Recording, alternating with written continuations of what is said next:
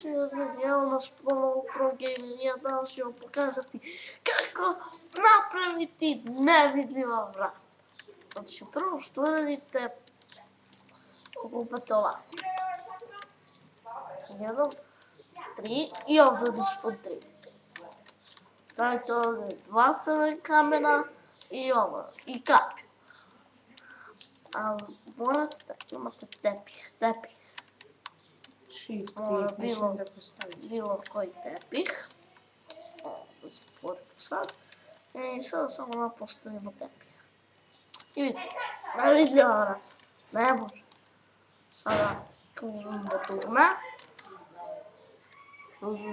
dugme. Gledajte.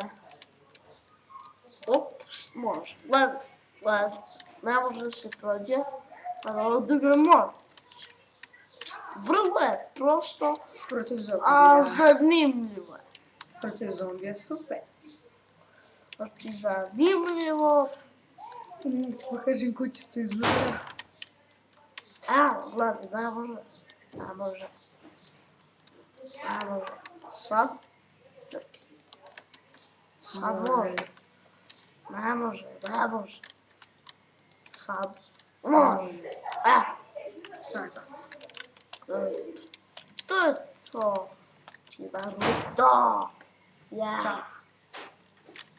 To je bilo to što se tiče ove epizode. Hvala što ste gledali ovaj video. Vidimo se vrlo uskoro.